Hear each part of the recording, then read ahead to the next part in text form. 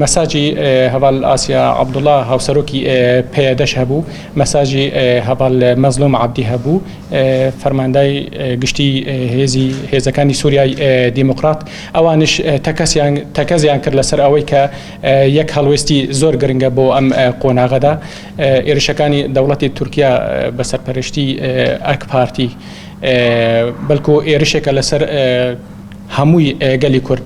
إيرشك لسر دهاتوي جالي كردا بويا بيويس دكا إما لم قناغدا يقدس بين يقدنج بين يك هلويس بين إماش ليرة بوردي قفتوجو مانكر لسر آيا لم قناغدا أتوانين تشيفكين ديارة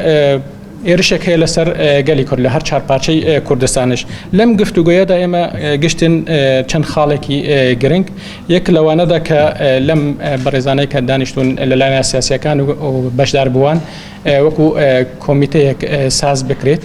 بو اوي بردوامي بي ام بم گفتوگويا بو اوي اما بتواني بين شوازك وميكانيزمك بدو زينه ولا دهاتو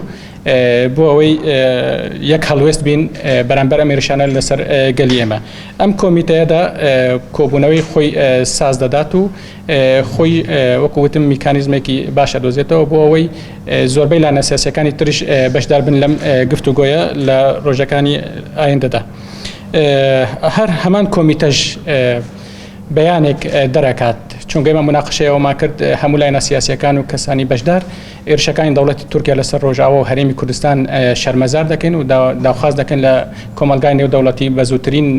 كات سنورك بو إرشكان دولتي تركيا دانيت هر ام كوميتي كلير درست بأوان لبياناميك دركن شرمزاري إرشكان دولتي تركيا دكن لهمان كادا بشتيواني خومان بو سرهلداني قلي كل روجالات وهمو قلاني إيران